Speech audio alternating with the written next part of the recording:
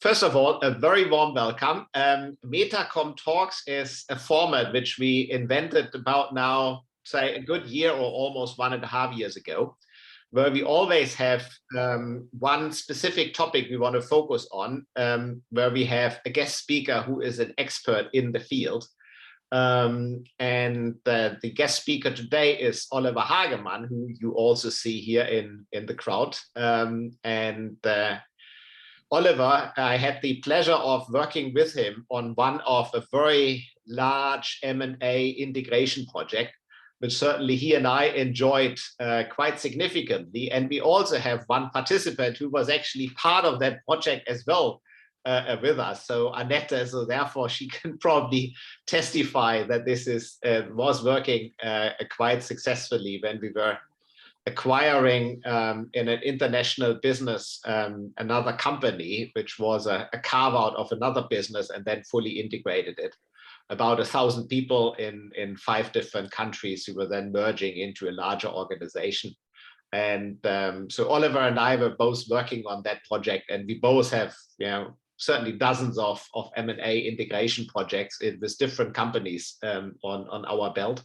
So therefore, the topic of mergers, acquisitions, and particularly integrations is very close to our heart, and is one topic which we want to actually look at today from an overall business and project and program management perspective on the one hand, but then also obviously from a people and talent perspective on the other hand. And we'll try to share some of those experiences with you. But before we do that, let me just share very briefly with you what Metakomm Talks is about.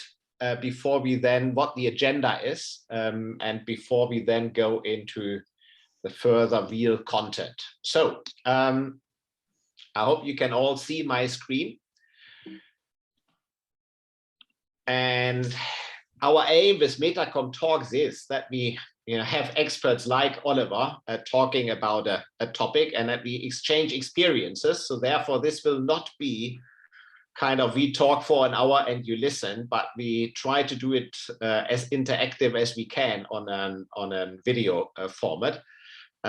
So therefore, we will ask you questions. We will have multiple possibilities for Q&As and discussion, and we are having breakout group discussions where we try to benefit also from the wider experience here in the group. And it is about building out the community and the network. So therefore, if you want to network amongst each other, because you believe that one or the other of the participants today is actually a smart person you can learn something from, or you believe it is in another way a good way to connect their network, then it is a great opportunity to do so. So that's our aim with Metakomm Talks in general. And Oliver, who I already spoke about before, is the head of transformation and value creation at Miller Insurance, and a company which is in the private equity domain. So it's a portfolio company of Cinven.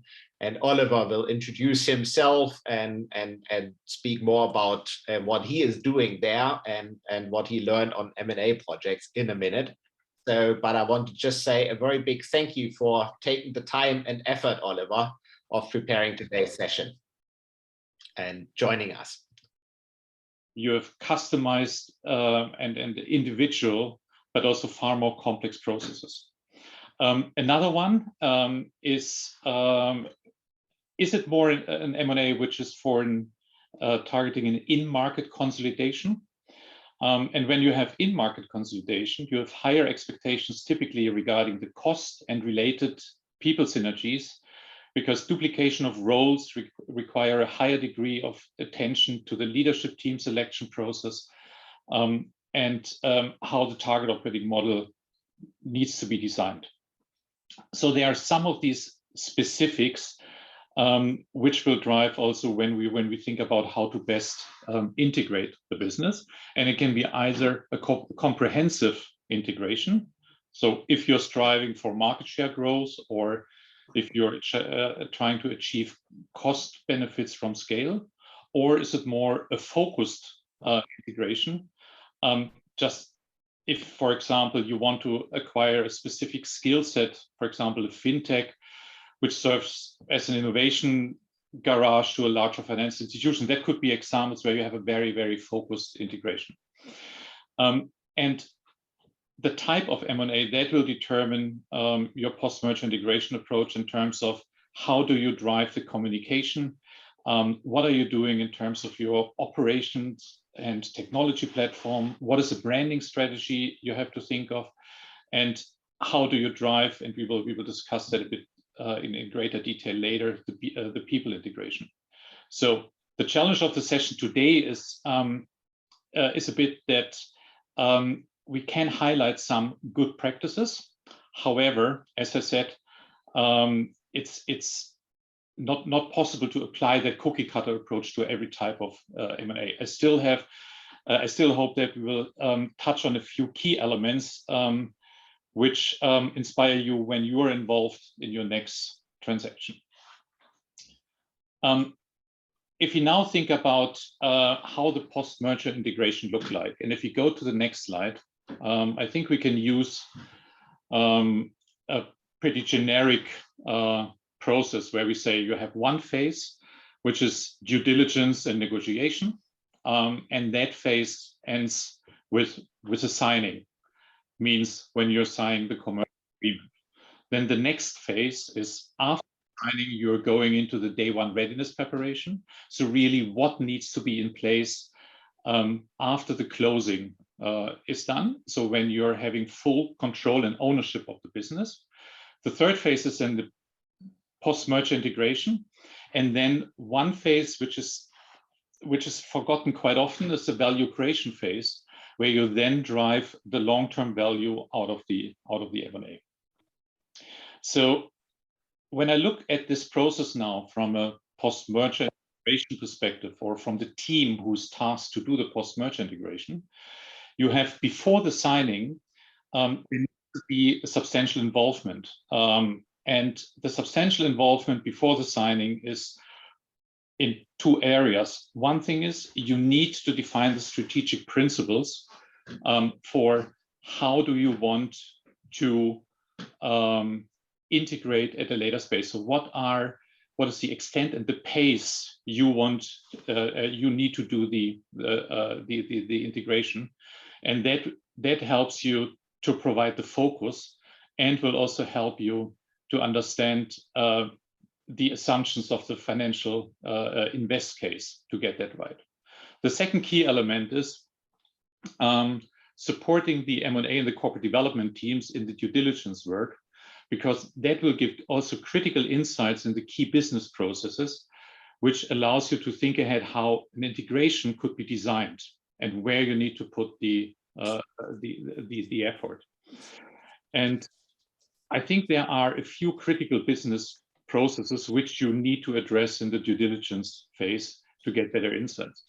I think a very good example is the critical process. You need to understand from the target, for example, how the payroll is managed. And maybe Christoph, you might want to share some example where you've seen that critical element, because I think people want to get paid on day one, right? Yeah, I think that is usually from all the different technical processes, it's probably the one which I would always recommend you make sure that this is 100% safe, because the one thing you don't want to screw up is that then you have a merged organization and the payroll doesn't function, because look, nobody talks about payroll if everything works. Everybody talks about it if it's on the detailed level not 100% correct. So having had the pleasure of having payroll also as part of my responsibilities in the past, this is the topic which escalates immediately and usually directly to the CEO or to the board. And it's one of those things where you can kill your reputation very quickly. So therefore, one of those top priority items which you might just want to focus on when you prepare those few really, really critical tasks is certainly to ensure that this is happening. Very often, it's not the problem if there is no issue with the incumbent payroll providers and you have a clear agreement that this is going to continue. sometimes when you have smaller scale acquisitions and integrations, and you use smaller local providers who are then attached to individual or more manual processes, which are dependent on individual people. That is my experience, where it can quickly fail and really screw up. So it's definitely one of those topic items where it's just super important to be careful and more on the controlling side of things. Yes, and I think that is a very good point when we want to discuss now. So once the signing is done, how do we prepare now for that day one? Because after the signing, the commercial agreement is in place, but the ability to act and to prepare is still limited, because you have only a certain degree of access to the people and also to the clients. And the other area is it is extremely important in that phase that you are mindful about the focus and the efficient use of resources. So when ramping up the PMI work, we had very good experience in applying in working through all the different tasks and all the different actions which you want to do, and apply three categories of priorities. Number one is actions required which are substantial, which require substantial work before day one. They need to be prioritized very high. So one thing is, I think Christoph highlighted that already, ensuring that these business critical processes are in place, like payroll, that you have access and control over the bank accounts of the target company, that you are very clear about your communication and about the branding, and that you also have a good line of sight which customer contracts need to be adjusted or addressed, because they might have a change of control clause in there. So starting this post-merger integration preparation by walking through all of the work streams and really applying what is business essential for day number one. The second one, the second priority bucket is then significant and urgent work after day one, which you need to prepare for. For example, how do you approach the IT platform and the operational model in order to make sure that you can continue to run the business without major disruptions. And then the third priority is to think ahead. What are the things you really want to address to get the value lever or the value out of the business? Because that is also driving your focus, and where do you want to really put your attention in order to deliver and not fail the objectives of your mergers and of your acquisition. So, and if you have a staged approach, and that worked, for example, in the case Christoph and I have been working on very well, that we really had applied for all of the different work streams these kind of prioritization, and that worked. That we had an efficient use of resources along the post-merger integration. Looking now across the different topics in the work streams, I think next to these, let's say, technical integration topics, there's one area which requires significant attention, and I think the poll in the beginning showed it. It's about defining the target operating model and the people engagement. And I think, Christoph, maybe you give us some insights about that essential work. Absolutely, Oliver. And well, thank you for providing that very clear structure in regards to the different stages of the process, Oliver, and particularly then how you prioritize those different elements. Right? And as always with large and significant projects, you go through those different stages and you shift the priorities. And On the people topics, which I'm going to focus on now for a couple of minutes, we just heard from you that actually you thought that the people topics are the biggest challenge in regards to the M&A work and the integration work. And this 100% correlates with the dozens of M&A deals I had the pleasure of working on. So usually the technical aspects, it's a hell lot of work, right? To get the financials right and get the technology right and so on. But usually it's a technical piece. And if you have good project management and good capable experts, you get it done. But where the things really start failing are all those soft topics which are more difficult to grasp, right? And that is, yes, the people topic at large, and yes, that is the communication topic. And there are quite important decisions which have to be made, particularly in that critical phase between signing and closing of the deal. Why is that so important? It's because in the first phase, prior to signing the deal, you do not have access to the new organization which the business is acquiring and then plans to integrate. So therefore, you only learn what you read in the documents, in the due diligence, or from the management presentations when you meet some of the selected few key leaders. But you do not have access to the real wider organization. So what is really the culture there? What types of talents do you find? What are the things which are really driving them in regards to in regards to what is important to them as part of the deal? So let me now share with you a few examples on those important topics from a people perspective, which I experienced in the deals I had the pleasure of being involved in. So let me start with one on the cultural side, right? So the cultural integration can be easy if the company cultures of the two companies coming together are very similar.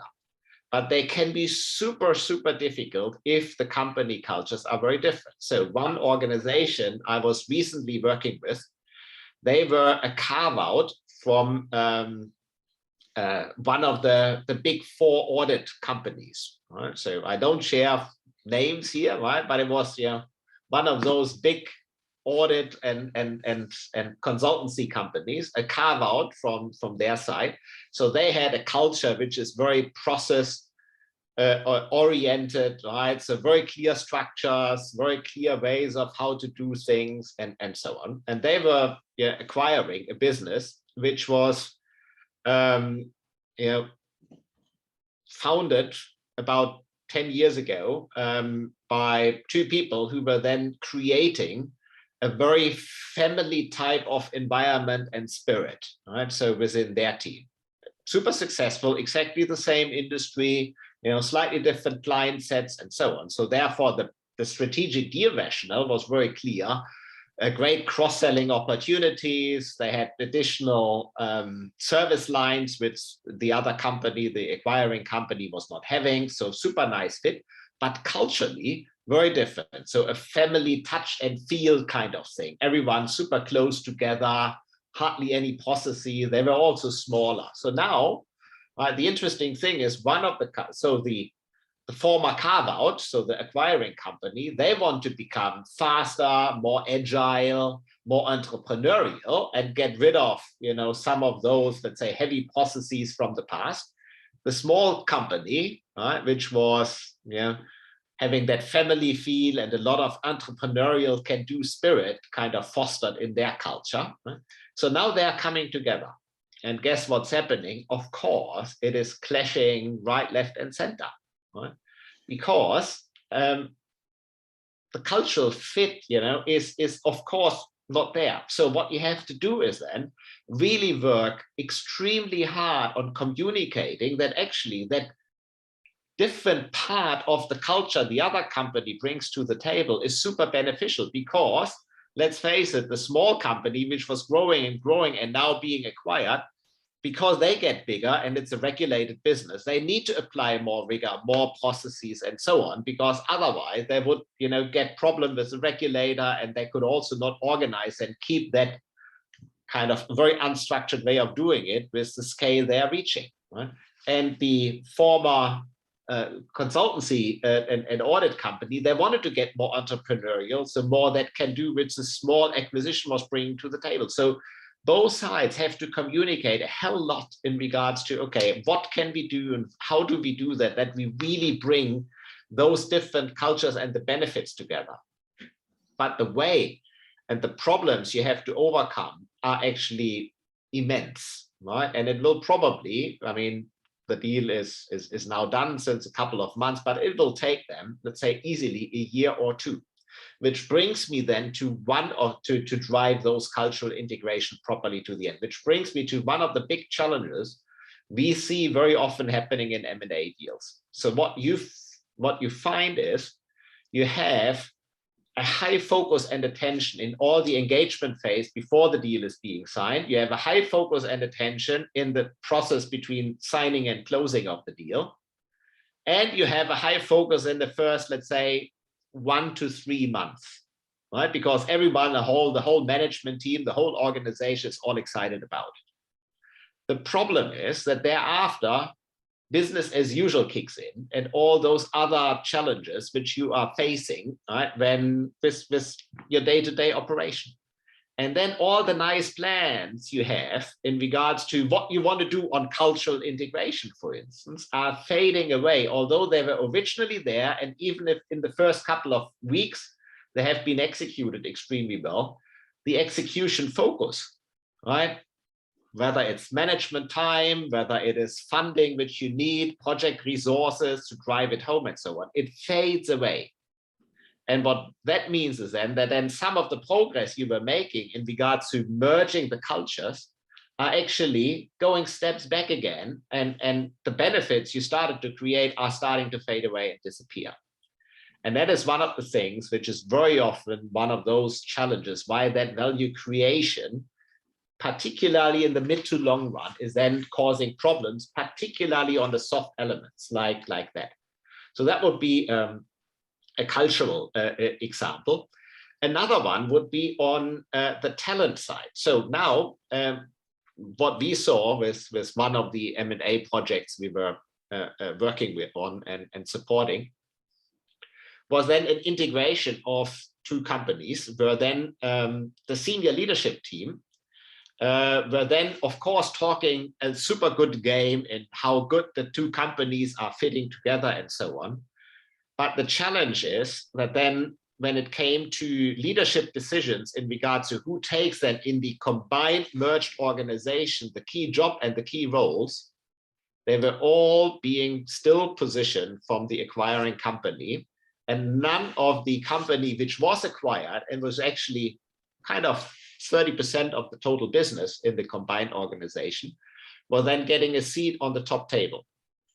Now imagine what is then the perception of that organization which have been acquired in regards to how serious leadership takes the real integration, if nobody from their side is actually then having a seat at the top table. So those types of things, yeah, are super important, and it's quite relevant from a people planning perspective, even if you think that from a, is it really fitting from a skills and capability perspective, all right? So you have to sometimes make that trade-off and say, look, it might not be the perfect fit, but it sends super strong signals and messages into an organization. So therefore, sometimes it makes sense to think about timing, phasing, trade-offs, and so on. Now let me come to organizational design. A super important question is always, how do you then integrate a business versus keeping it and managing it at arm's length? One of our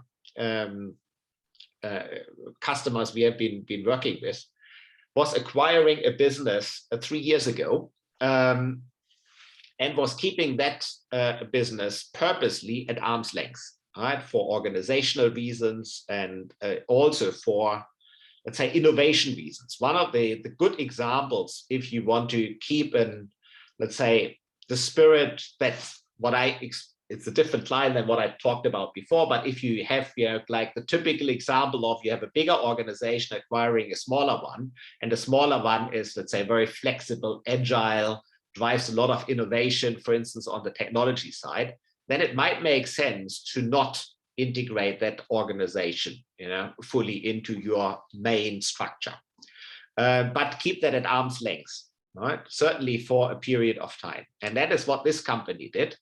Right, so a European, again, mid-sized business operating in about 12 different countries. They acquired a company 3 years ago, and they decided deliberately not to integrate it. Right? And that worked super well. But now, 3 years later, they have the challenge that their top leadership team is retiring, and they do not find internally the right replacement. So therefore, it comes back to the table of, okay, do you now need to rethink whether now, 3 years later, it is a good time to integrate, because now all the friction and the tension between the different organizations have been kind of lifted, and you can start integrating the two businesses without the friction, because they learned that they are actually quite helpful, they are complementary, and so on. And this is what they are now doing. So therefore, the organizational design element, what do you do from a legal entity perspective, what do you do from an integration, from a talent, from a process perspective, is a super important one. And it's not necessarily the case that you need to do the decision like, okay, either I integrate or do not integrate, or do whatever kind of hybrid model already at day one. But you can say, look, at that stage, we keep it separate, we manage at arm's length, and then a year later, 2 years later, or 3 years later, you actually start doing the integration. That is something, as some of you know, I've been working with IBM for quite a long time, and we were doing integrations all over the place. Probably one of the big global corporates who were most relevant in regards to M&A deals, and they learned it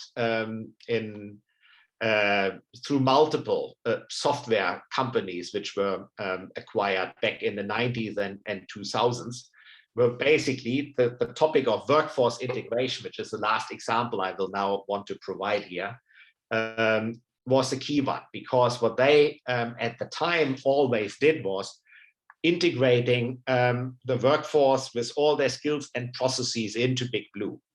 And then we're learning here that actually when you are doing that, some of the value proposition for the people who were joining, small software development teams and so on, were fading away, despite the fact that they, in theory, would have had great opportunities, to work in different jobs and roles in the Big Blue company. But they were not happy because all the heavy processes were actually too cumbersome, and they didn't have the delegation levels they were used to in the past. And then the value proposition, which was acquiring the talent and driving the innovation, was fading away because the attrition of the people who were then being integrated was super high. And basically 2 years after the acquisition, hardly anyone was left. So therefore, again, the question is here, what does it mean in regards to the strategy and what you need to look at, right? So those different examples and so on. And that is just all coming back to that you need to be really super crystal clear what is actually the deal rationale you are having, and dependent on the deal rationale, you need to do your integration plan and therefore really do that design of all those different elements, whether you want to do a cultural integration, yes or no. Sometimes you want it, sometimes you keep it separate. Whether you do an org design, but basically you merge it, or you want to keep it separate. And then how do you then make sure that you select the individuals? And in one deal, it can be super important that you do proper comparison and you integrate them. In another deal, where, for instance, you have big cost and synergy cases you want to achieve, you're quite happy if people are leaving and are resigning, because it saves you redundancy cost. Right? So therefore, those types of things, right, are then driving those different elements you can think through and work through. So all that leads together to, okay, we need to look at what do we communicate and what is our change management plan. And again, driven by the strategic deal rationale and the overall integration plan you're working on, those people topics, right, where I just provided a few examples, are then leading you to what do you actually communicate? And this is then the core topic and the core element of things you need to think through and plan through, particularly between signing and closing. What does it mean then in regards to that important period between signing and closing on those elements? And as you saw, there are a few of those core processes which it makes perfect sense to look at. And one is the organizational design and the key decisions on talent assessment and selections you need to do between signing and closing. On the back of that, you can then prepare the implementation, clarify key roles and responsibilities and the future governance. Right? You then look at those critical elements on the processes side, right? And that is obviously payroll is only just the one super critical if it goes wrong, but there are many others, performance management related and so on. And the question is, what is the plan, when and how do you want to align or not align, and prepare then accordingly, which then leads into all that super important topic of how do you then prepare the communication and the engagement plan for day one. Why is that so super important? Because look, except a few people mainly at the senior management level, in the lead up to signing, and then also in the process between signing and closing, the engagement at the operational level between the two organizations is usually very limited. So therefore, the majority of the real experiences, what the two organizations coming together are having, is actually happening on day one. And that means that this is the first impression for the majority of the colleagues then of the combined organization.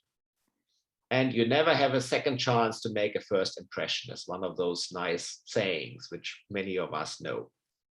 And that's the reason why we believe it is super, super mega important, so to speak, to really work hard on thinking through what you want to do and what you have to do on day one. So Aneta, now I think you have a question. Yes, I do. So Christoph, when is it the public announcement? So I know that limited number of people would be involved, between the signing and the closing day, probably still NDA'd. So the organizational announcement would follow the closing, correct? And this is why we have to do the engagement and the stakeholder mapping prior to that. So most of the time, or what most organizations do is they communicate on a pretty high and generic level the signing of a deal, so that they say, look, we signed an agreement that this company A wants to acquire company B, or company A and company B want to merge. But then besides some very generic high-level messages, there's very little which is being communicated. Why is that so? Because the closing conditions, right, are not yet done. So therefore, in theory, it could still fail that the companies really come together. So therefore, messaging on signing is very often very strategic, very generic, very high level. Right? But most companies actually communicate after signing of a deal proposal. Right? But then all the detailed work happens between signing and closing. And the main communication, what's really happening, what is the plan of, what are all the great value adds you can bring to the table, why the deal is being done in detail, how the organization might work or might not work, and so on. That happens with most of the time, or most companies actually doing it at the closing day. Which is super well prepared. Some do it, let's say, a day after, 2 days, 3 days after the closing, but most companies actually doing it at closing. So the setup after signing can be, you have, for example, a regulatory approval process going on, and during that time, each owner is still protecting its own business. So you don't have access to the clients, you don't have access to the people. And one of the most exciting processes of post-merger integration I've ever been in. I was in a selected core team from both companies preparing the post-merger integration, and then after 4 months of hard work with blueprints and everything, the regulatory body just didn't approve the merger. So, and at that point in time, everybody was really happy that we kept the business separate, because that protected the value of the individual business. However, that makes it even more important if the deal goes through to have a high impact day one, because everybody's waiting for that. Therefore, as you see and hear, we are super focused then on preparing properly that communication and engagement elements. Communication is probably the key message, right? I'd like to share here, because in times of significant change, you can only under communicate, but you cannot over communicate. Right? It's my simple learning from 20 years of transformation and change projects. And my very strong recommendation is put a huge emphasis on it. And people really appreciate it. Right? And look, it's not always perfect, and sometimes it's might even be a bit confusing, but better to communicate and then clarify, and the questions which are then being asked will then drive the clarity later on, versus keeping it open and do not address the topic at all, and then it will be wavering along, and don't avoid the difficult messages. Right? So therefore, if, for instance, right, your value proposition in a case is really a synergy, a cost case, don't sugarcoat it and try to sell it like it's a super great value proposition for growth and so on, if it's not the case. People will find out very quickly, organizations are not stupid, it will not stay a secret, right? And if you then start restructuring programs a month later or so on, anyone will know it anyway. And then in addition to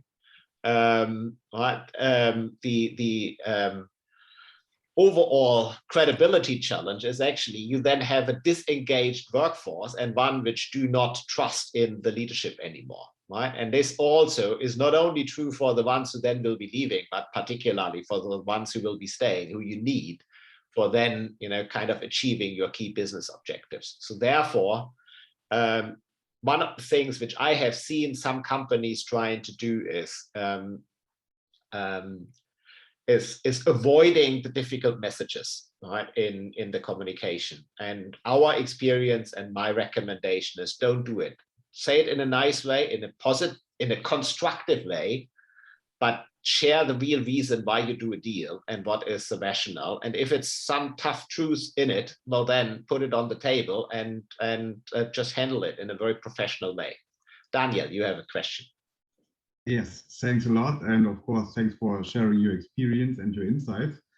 I just want to know the point, key talent assessment and selection. Yeah, I mean, this is something which happens before the closing day. But when you figure out who are the key talent persons, do you have a kind of interview with them? Or where does that happen? Is it on both sides, on the seller and buyer side?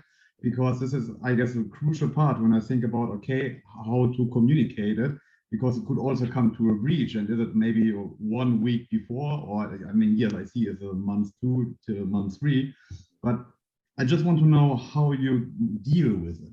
Yeah, great question. Thanks, Daniel. Actually, it is the talent assessment and selection process, in my experience, is most of the time happening in 2 phases and in 2 stages. Phase 1 is the one happening between signing and closing. So let's talk about that for a minute.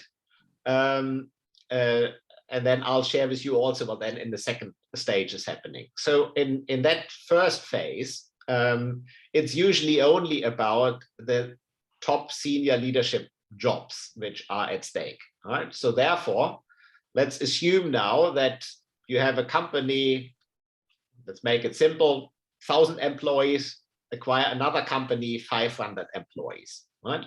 And they want to do a proper full integration, right? So they don't say that they keep manage it at arm's length, right? If they manage it at arm's length, both, stay more or less, the people stay in the jobs. But let's say they really want to integrate. So then they are becoming an organization of 1,500 people.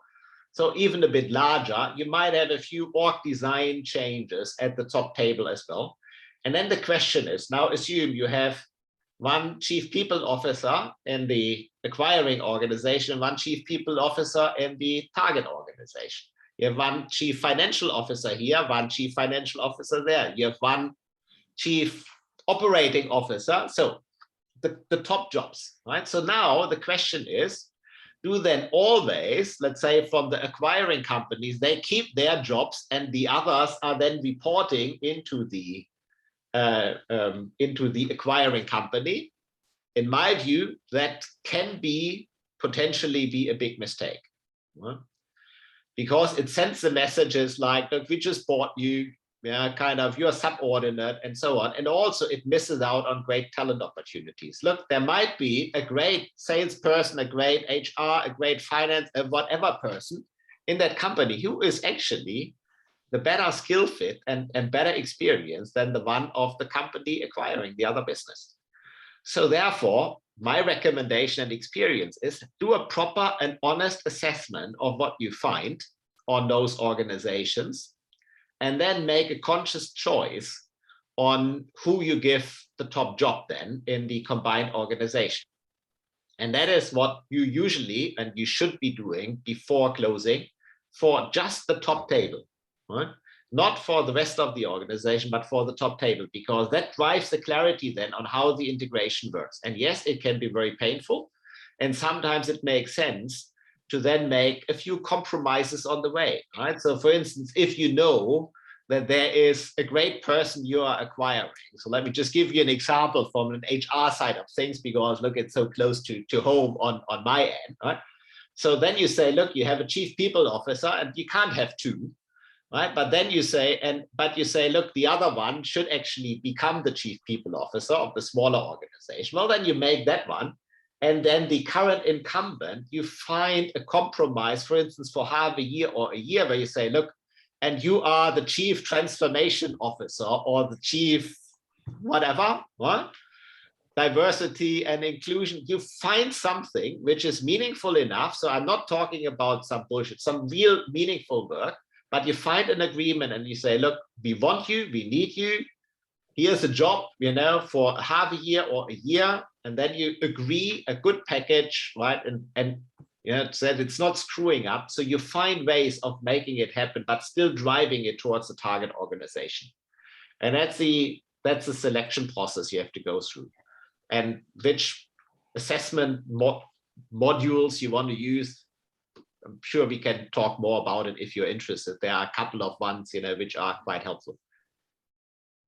For the rest of the organization, you do exactly that type of stuff after closing, right? So this is where you then look at it and say, look, what is the wider talent pool you are finding? How can you then merge it? How can you make sure that you have cross-fertilization and talent development in the wider organization? And then also here, try to see that you do that in the right way. Christoph, sorry to interrupt. There's one more question from Andreas in the chat. Yeah. And just keep in mind that we just still have half hour. Okay. Yeah, my answers are too long. Okay. Well, it helps me a lot, so thanks for it. Thank you, Daniel. Decision on operating model and customer segmentation is, from my observation, usually a challenging task. This can lead to unclear situations and to difficult votes, especially when political interests of major stakeholders kick in. Yeah, I agree. Even after signing, any suggestion on how to avoid this as far as possible? Politics usually kick in big times in these cases. I completely agree. And that is one of the things which are important to maneuver. One of the things which are helping when you think about operating model and customer segmentation is when you, before you go into the detail of the execution, when you work on and agree on design principles, right? And you do that purposely, let's say a bit sneaky. You do agree on design principles before you talk about the organization and who gets which job and how do you set the two companies together and so on. because then what you can do is once the design principles are agreed, you can then map the different structures against the design principles. And that can then help you in prioritizing the different options, and then hopefully lead you to the correct answer for the organization, which is less impacted on, let's say, political influence, right? Or the power plays which are happening usually in these types of situations. So that's the way how I would try to address it. Will you completely get rid of it? No, you don't, right? It's these types of things are happening, and you need to find a smart and strategic way around it. Andreas, you have another question. And I was able to unmute actually. There's one aspect I wanted to add, which is the team dynamic aspect of the acquiring team even before the signing phase. Because in my experience, what normally happens is the acquisition rationale is sound, negotiations start, and then pricings go up. And normally the valve is the post-operation case to accommodate the higher price. And you get divergence very early in the beginning of the project. So the tensions start there, and in the team composition, you need to make sure that the voice of ration is heard in the pricing negotiations, because I think that contributes a lot to the plus 70% failure of the cases post-merger integration. Extremely well said, Andreas. I wholeheartedly agree that this is a super big challenge. Yeah. So, is there a particular, question which you'd like to discuss further, Andreas, so that it's just an aspect I wanted to add to the mix, is how you make sure that your team dynamics stay sound even before the signing phase. So to pay particular attention to the team composition and to avoid politics as much as possible in that phase, and the forming of irrational assumptions on the acquisition case. Yeah. Yes, and I have two things which might help there. Number one is, and I've seen it not happening in a lot of cases, that the invest case is not made transparent. So the new shareholders are sometimes not even communicating clearly what has been actually the outcome, and what is the target. That takes sometimes weeks and months. So there's a completely blurry picture where the teams are heading to. That is one. And every time I'm surprised when I see it, but it happens very, very frequently that this clarity is not. And the other aspect is to really have the common understanding about what are really the value drivers we are striving for. And that goes back to, it cannot be over communicated that the deal rationale is based on 5 assumptions. These are the 5 things we want to strive for. We leave out all the other stuff. This is the most important thing. This prioritization, I think, is important, and that ties then into the value creation program, where you need to get the ownership of the people. But I think, Andreas, we've seen it one time working very well, one time failing. So I think we have a good sample from our joint experience.